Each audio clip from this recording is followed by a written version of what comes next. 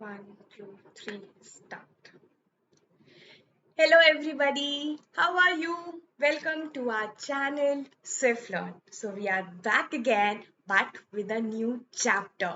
So whosoever is new with us, I'll tell them again that we here on Swift Learn we are providing 100% live interactive classes with just maximum of 6 students in a batch. So whosoever wants to have more fun in the classes, they can surely book a free trial class with us because we are providing you unlimited practice tests, so many test series, and you will can also practice subjective test for your exams. So you can book a free trial class with us. It is so beneficial for you and you can have a lot of fun. But yes, don't forget, and whosoever has still not subscribed our channel, so do subscribe our channel and press the bell icon. Be with us till the end and do like, comment, and share as much as possible so that we can grow up into a big family. So we are back again. Now we are starting our new chapter. We have completed so many chapters together. You can surely see so many links. You have so many links with us. So you can go and revise whatever 8th class chapters we have finished. And yes, subscribe our channel because soon you will be getting more videos, and for that you have to press the bell icon. So today we are going to start our chapter that is chemical reactions. So this is our first session of chemical reactions, but yes, as usual, we will be discussing some of the previous topics as well so that you can link all the chapters together. So what we are going to learn, फटाफट से देख लेते हैं आज हमें क्या क्या पढ़ना है. आज हमें पढ़ना है exactly what is a chemical reaction, and then we will learn about the types of chemical reaction. So today I'll tell you about 3 types of chemical reaction to very precise, and first we will actually understand what is chemical reaction. So whatever we have studied now, physical and chemical changes, matter, and then atoms, electrons, protons, आज सब कुछ link होकर हमारा एक साथ आ जाएगा और हम पढ़ेंगे chemical reaction. Let's understand it, and let's understand from the very basic. Let's understand from the first chapter that we took together, that is physical and chemical changes. अब पता चलेगा कि कितने बच्चों को याद है, राइट? तो मेरे साथ साथ थोड़ा सा माइंड में हम ऐसे आंखें बंद करके रिवाइज भी कर लेंगे कि मैम ने क्या क्या बताया था. बाकी मैं तो रिवाइज कराऊंगी ही. So what we studied in the physical and the chemical changes, at the last of the chapter, I told you the difference between a physical change and a chemical change. So physical change क्या होता है? A physical change is a change in which no new substance is formed. Very important, no new substance is formed. जब कुछ भी नया नहीं बन रहा होता वो physical change होता है, और जब कुछ नया बन जाता है वो chemical change होता है. जब हमने लास्ट चैप्टर पढ़ा था जिसमें हमने इलेक्ट्रॉन्स को जोड़ के कंपाउंड बनाना सीखा था, तब हमें पता चल गया कि एक एलिमेंट और एक एलिमेंट जब साथ में मिले तो एक नई चीज बन गई. तो अब आप खुद समझ सकते हो कुछ नई चीज बनना मतलब कौन सा चेंज है? Chemical change. तो आज हम यही केमिकल चेंज पढ़ेंगे कि ऐसे केमिकल चेंज कैसे पॉसिबल है और इसी टाइप के केमिकल चेंज कौन कौन से तरीके के होते हैं, राइट? जैसे आप बहुत सारे टाइप्स पढ़ते हो, क्लासिफिकेशन पढ़ते हो, उसी में हम ये समझेंगे that what are the different types of chemical changes. So this something we have already studied in our first chapter, that is physical and the chemical change. तो physical and the chemical change we will take that further, and let's take an example in which we are taking a magnesium and we are burning it. Now what do you think? Is it a physical change और a chemical change? क्या लगता है आपको? देखो, आप इस अपने GIF में देखो कि यहाँ पर आपका बर्न हुआ रिबन, तब तक ये बिल्कुल सही था. जब ये बर्न हो गया उसके बाद यहाँ पर नीचे एशेस दिखाई दे रही है. इट्स सिंपल, आपके पास घर में मैग्नीशियम रिबन नहीं है, जस्ट टेक द पेपर को लो, उसको बर्न करो, तो नीचे आपको एशेस दिखाई देते हैं. क्या आप उन एशेस को वापस से पेपर बना सकते हो, या मैं इन एशेस को वापस से मैग्नीशियम रिबन बना सकती हूँ? नहीं, नहीं बना सकते ना। जब हम कोई भी चीज वापस से वही नहीं बना सकते, तब हम उसे क्या बोलते हैं? Chemical change, right. अगर हम वही चीज, अगर उसी के बेसिस पर हम इसको ऐसे कर पाते कि हम इसको वापस से रिबन बना लेते, तब ये फिजिकल चेंज हो जाता। तो फॉर योर रिवीजन, हमने फिजिकल चेंज पढ़ा था, इट इज रिवर्सिबल। अब आपको मुझे कमेंट सेक्शन में बताना है what are the different examples of the physical and the chemical changes. I want everyone to respond, revise भी हो जाएगा what are physical and chemical change. तो फिजिकल चेंजेस आर रिवर्सिबल, वो वापस से हमें मिल जाए, but chemical changes are irreversible. अब इस वाले एग्जाम्पल में क्या हो रहा है? यहाँ पर मुझे वापस से क्या एशेस वापस से रिबन बनेगा? नहीं। अगर वो नहीं बनेगा तो इसका मतलब हमें क्लियर हो गया कि ये केमिकल चेंज है। दैट मीन्स इसमें कुछ ना कुछ तो बदला होगा ना। हमारे लिए क्या है कि अभी हमारा मैग्नीशियम रिबन था, हमने उसको बर्न किया, वो कुछ बन गया। लेट्स अंडरस्टैंड कि वो क्या बना है, तभी तो पता चलेगा कि कुछ नया बना है, तभी तो वो केमिकल चेंज है। यही तो उसका फर्स्ट प्रॉपर्टी था। तो what is it forming? And that is known as magnesium oxide. तो मैग्नीशियम ऑक्साइड कब फॉर्म होता है? जब मैग्नीशियम बर्न होता है, मतलब मैग्नीशियम एक्चुअली में ऑक्सीजन के साथ मिल रहा है। बिकॉज आपने बचपन में एक एक्टिविटी किया होगा, बहुत बेसिक कर लेते हैं बच्चे, कि अगर आप एक बर्नर में कैंडल रखो बर्न करता हुआ और उसको कवर कर दो, तो ये कैंडल थोड़ी देर में बुझ जाती है। क्यों बुझ जाती है? Because in this container there is no more oxygen available.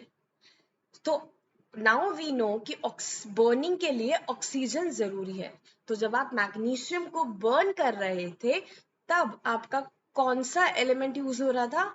Oxygen. तो अब हम सोच रहे हैं ना कि बर्निंग से ऑक्सीजन का क्या लेना देना, इस तरह लेना देना है। इससे आपको हमेशा याद रहेगा, बर्निंग जब भी मैं बोलती हूँ, इसका मतलब ऑक्सीजन के साथ रिएक्ट हो रहा है। I hope that is clear, right. Revise हो रहा है ना, थोड़ा थोड़ा सा तो ग्लिम्स आपके दिमाग में आ ही रहा होगा, दैट वेयर इज आपका ऑक्सीजन, ऑक्सीजन कहाँ से आ गया एकदम से, और ये सब, राइट। तो इसी के आगे अब हम पढ़ेंगे कि ये हमारा रिएक्शन हुआ क्या, इसमें हुआ क्या। तो इसी के लिए एक और एक्टिविटी करते हैं। एक्टिविटी कहता है what you are doing is, आपने एक सल्फ्यूरिक एसिड लिया और उस एसिड में जिंक डाल दिया। जिंक डालने के बाद हमें बहुत ही पॉप सा साउंड आया, वेरी इंपॉर्टेंट। हमें कौन सा साउंड आया? पॉप सा साउंड आया, मतलब बहुत अचानक से चुटकी जैसा सा साउंड आया। और उस साउंड से हमें ये पता चलता है कि मिक्स करने पे एकदम से साउंड हो रहा है। जैसे आप बेसिकली आपकी लाइफ से डेली एग्जांपल बताऊं, तो आप क्या करते हो? अगर आप कोई भी एक लिम्का की बोतल लेकर आते हो और आप उसे ओपन करते हो, तो एक फिज सी साउंड आती है, जिसको हम बोलते हैं एफर्वेसेंस। तो वो फिज साउंड आना भी तो एक केमिकल रिएक्शन है। इसका मतलब उस बॉटल में कुछ हमारे केमिकल तो प्रेजेंट है ना, जिस जो उसको लाइक मैं बोलूंगी कि स्पॉइल होने से बचा रहा है, सड़ने से बचा रहा है, राइट। तो हर जगह कुछ ना कुछ रिएक्शंस यूज हो रहे हैं, राइट। तो उन्हीं को हमें समझना है कि वो रिएक्शंस क्या हैं, वो रिएक्शन किस टाइप के हैं। एक्चुअली देयर आर, जैसे I have already told you, there are 118 elements present. तो अब 118 एलिमेंट्स को एक के बाद एक ऐसे लगाते हुए चलोगे, तो आप समझ पाओगे that how many types, how many like permutations and combinations are possible. तो हम सारे के सारे रिएक्शंस नहीं पढ़ेंगे, हम सिर्फ बेसिक कुछ कुछ एलिमेंट से रिएक्शन सीखेंगे। मैंने आपको कहा था आप फर्स्ट 20 एलिमेंट्स याद करो, तो आप जो भी रिएक्शन आज सीखोगे वो फर्स्ट 20 एलिमेंट्स से मैक्सिमम होगा। कुछ एक दो हो सकता है जो आपका फर्स्ट 20 एलिमेंट से ना हो, पर मैक्सिमम आपका फर्स्ट 20 एलिमेंट सबसे ज्यादा यूज होगा, राइट। तो जैसे जिंक है, तो जिंक फर्स्ट 20 में नहीं आता, तो पर सल्फर आ रहा है, तो ये सब आपका जरूर यूज हो रहा होगा, ठीक है। तो क्या देखा कि जब जिंक को सल्फ्यूरिक एसिड में डाला तो एक पॉप सा साउंड हुआ। उस पॉप साउंड से हमें पता चलता है कि यस, कुछ तो बदला। अब हमें यह समझना है कि एग्जैक्टली बदला क्या और बदल कैसे रहा है। हमें पता है दैट अगर मैं बोलूं सल्फ्यूरिक एसिड, तो इसमें हाइड्रोजन भी एक एलिमेंट है, सल्फर भी एक एलिमेंट है, ऑक्सीजन भी एक एलिमेंट है। और एलिमेंट मतलब they all are having atoms, and atoms मतलब they all are having electrons, protons and neutron. तो हो क्या रहा है, क्या ये एटम बिल्कुल ही बदलकर दूसरे में बदल रहा है, या फिर एग्जैक्टली व्हाट इज हैपनिंग ना, that we need to understand. अब हम इतना पढ़ चुके हैं, इलेक्ट्रॉन, प्रोटॉन, न्यूट्रॉन, तो जान तो लें कि है क्या, बदल क्या रहा है। तो let's understand some glimpse about it. What happens is, आप एक छोटा सा एग्जाम्पल लो कि सपोज आपने कोई भी दो छोटा सा स्माइली बॉल ले लिया। उस स्माइली बॉल को आपने अच्छे से ऐसे फेविकोल से चिपका दिया। आपको लगता है आपने बहुत स्ट्रॉन्ग बॉन्ड करके चिपका दिया, ठीक है। तो यहाँ पे भी ऐसे दो आपके और स्माइली बॉल्स थे, उनको आपने चिपका दिया। नाउ व्हाट हैपेंस इज, ये आपका और ये आपके दोस्त का। इन एनी सिचुएशन आपके लिए जरूरी हो गया कि आप दोनों के पास एक एक डिफरेंट बॉल ही हो। तो व्हाट विल हैपन, जब आप दोनों को लोगे तो आप कहोगे जो फेविकॉल का है ना उसको हम तोड़ देते हैं, मतलब आप उसको ऐसे अलग करने की कोशिश करोगे। तो अब क्या हुआ, जो चीज साथ में बॉन्ड हो चुकी थी, जो चीज साथ में चिपक चुकी थी, उन दोनों के बीच का बॉन्ड टूट जाएगा। तो ये दोनों फिर से अलग अलग एलिमेंट हो जाएंगे। अब अलग अलग होने के बाद कुछ यहाँ जाता है, कुछ यहाँ से वहां जाता है, ताकि दोनों बराबर से स्टेबल हो जाएं और वो अपने आपस में एक तरह से नया ही तो कंपाउंड बना रहे हैं। तो इसमें हो क्या रहा है, इसको मैं क्या बोलूंगी कि पहले अलग हुए and now they are combining. तो केमिकल रिएक्शन क्या हो गया, व्हेन टू और more than two substances are reacting together और they are combining together to form a new compound. कुछ नया बनाने के लिए जब बॉन्ड टूटते हैं और दोबारा से नहीं बनते हैं, तो उस पूरे प्रोसेस को हम कहते हैं केमिकल रिएक्शन। इज जस्ट, अब आप लोगों को सिंबल सब कुछ पता है, अगर आप उससे लिखोगे तो आपको ज्यादा अच्छे से समझ आएगा कि रिएक्शन हो रहा है या नहीं हो रहा। ना जैसे मैंने आपको एक एग्जांपल बताया कि एक पॉप साउंड होता है, फिर मैंने आपको एक लिम्का का एग्जांपल बताया कि एफोवेसेंस आता है। तो इसका मतलब कुछ ना कुछ होगा तो ही तो हमें पता चलेगा कि हाँ केमिकल रिएक्शन हुआ है। ऐसे कैसे पता चलेगा, so they can be various things. या तो कलर चेंज हो रहा है, जैसे आपको कैसे पता चलता है कि कोई भी खाना खराब हो गया, स्पॉइल हो गया, कि या तो उसका कलर चेंज हो जाता है, तो कलर चेंज हो जाएगा, या फिर उसमें से कुछ स्मेल आती है, जिसको हम बोलते हैं कि कुछ गैस निकल गया, कुछ स्मेल आती है।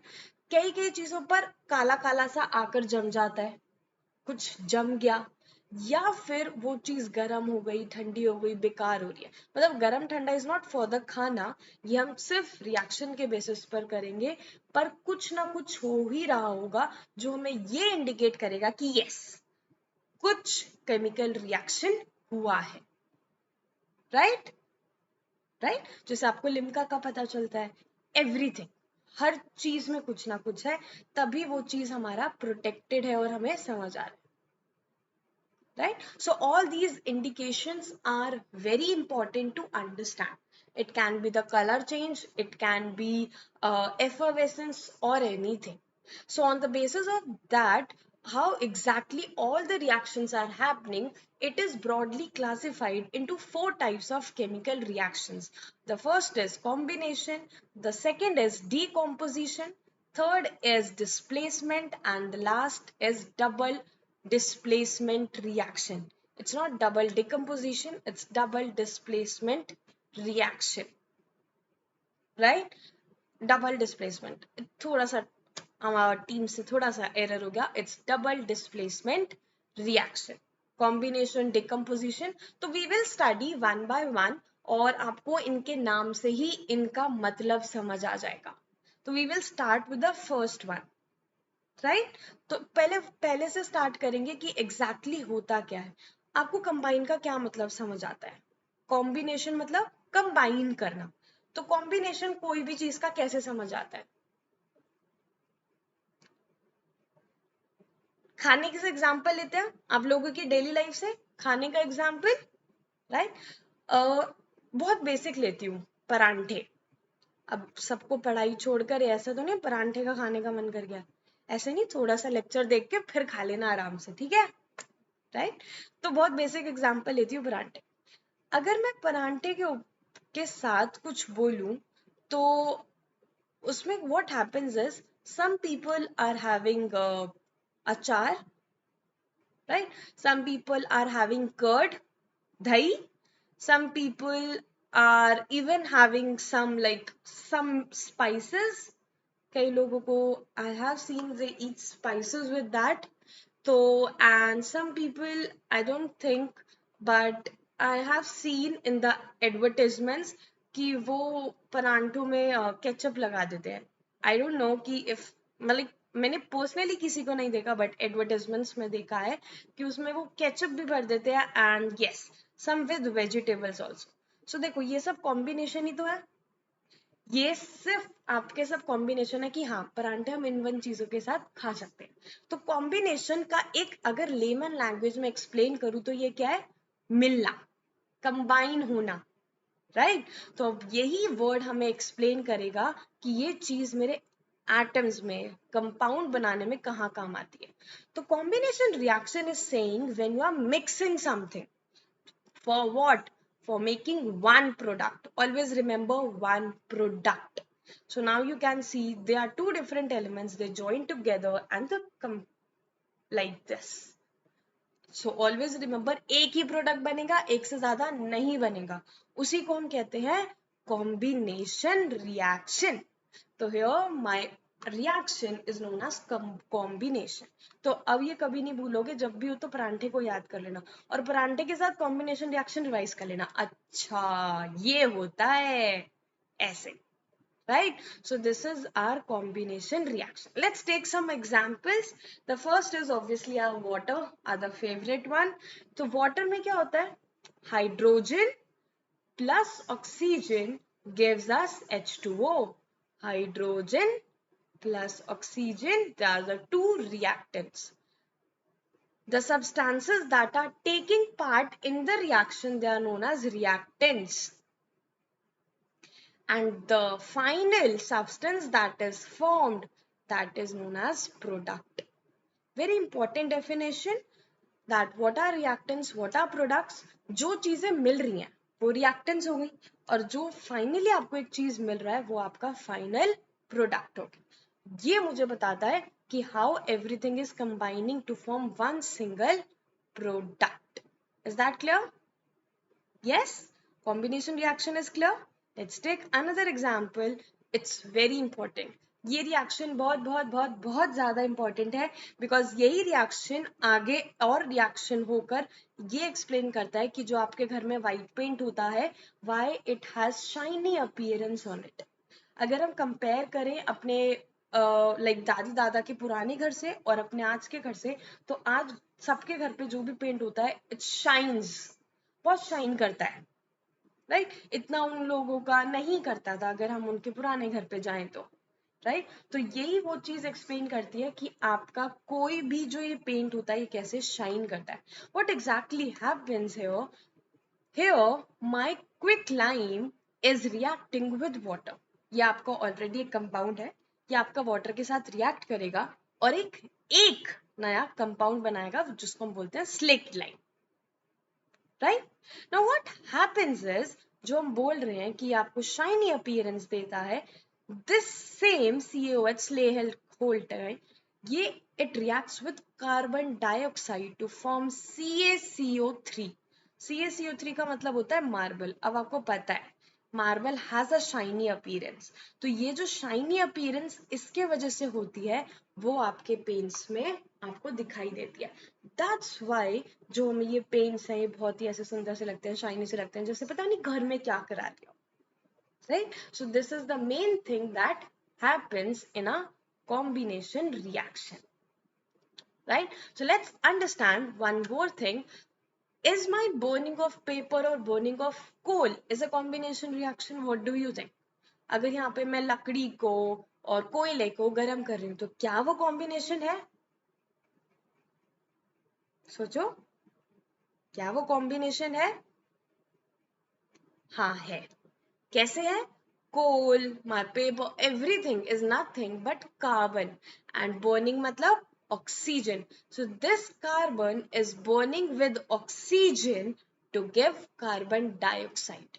बोलते हैं ना, ज्यादा देर आपको जली हुई लकड़ी के पास नहीं बैठना चाहिए, क्योंकि आप उसको एग्जॉस्ट इनहेल ही कर रहे हो ना, और कार्बन डाइऑक्साइड इनहेल करना ज्यादा क्वांटिटी में इट्स नॉट गुड, तो उस टाइम नहीं करना चाहिए. So this is our few examples that clearly explain कि एक प्रोडक्ट बनेगा तो वो अपना कॉम्बिनेशन रिएक्शन है, right? So combination reaction is simple thing when a single product. But अगर इसी का उल्टा हो जाए तो, जो हमने ये CaOH होल्डर स्लिक लाइन बनाया था, अगर मैं इसी को हीट कर दूं तो जो अगर मुझे एक प्रोडक्ट से बाकी सारी चीजें मिले तो हम उसको उसी का उल्टा कह देते हैं, that is decomposition reaction. So this is an example of decomposition reaction where my ferrous sulfate is breaking into ferrous oxide, sulfur dioxide and sulfur trioxide. Burn हो गया ना, हीट हुआ, राइट? इसको हम बोलते हैं decomposition reaction. Right? So this is our second type, but always remember one single reactant. Reactant एक ही होगा और product उससे ज्यादा, उसी को हम बोलेंगे decomposition reaction. Is that clear? Exactly opposite. आपका question आ सकता है that why combination reactions are opposite of decomposition reaction. तो आपको पेपर में क्या लिखना है? You have to explain both the things. Right? एक बार बन रहा है तो कई बार टूट भी तो सकता है.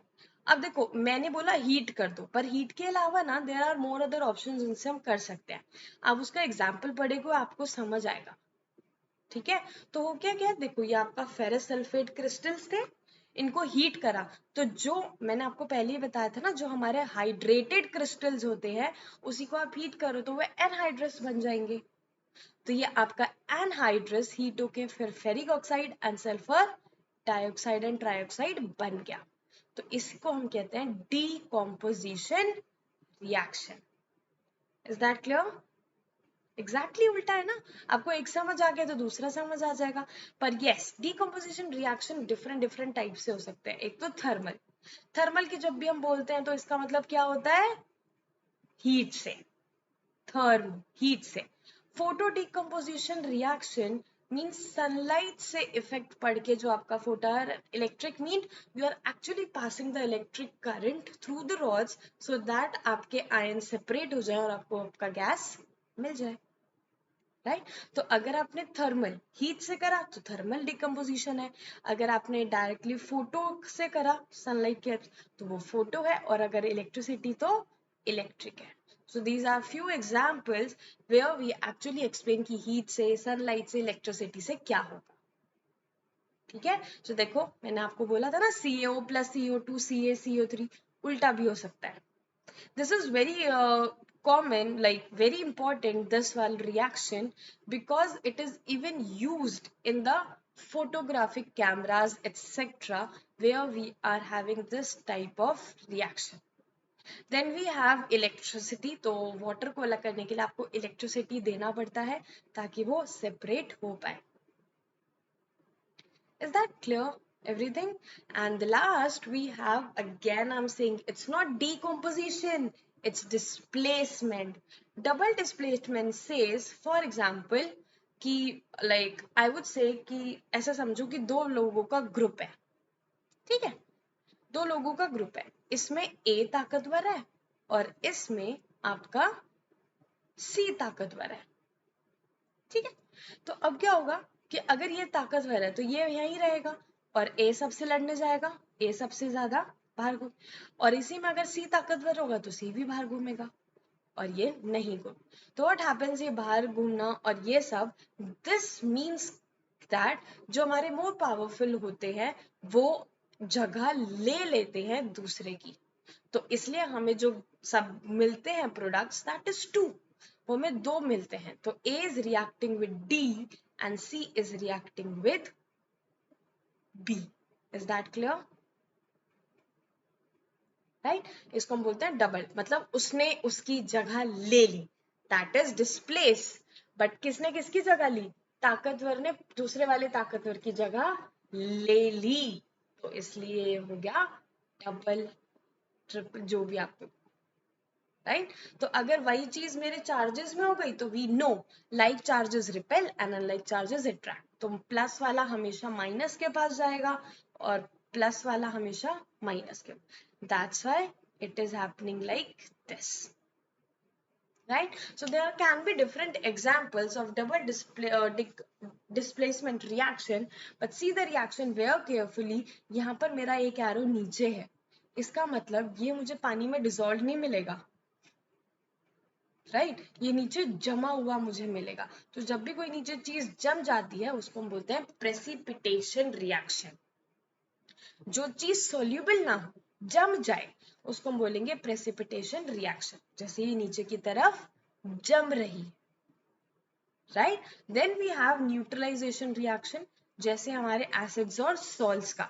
तो एसिड्स और सॉल्ट्स में व्हाट हैपेंस इज, अगर एक एसिड और एक आपका बेस बन गया तो उनको आप मिलाओगे तो वो क्या बन जाता है, आप देखो यहाँ पर कैसे बन रहा है,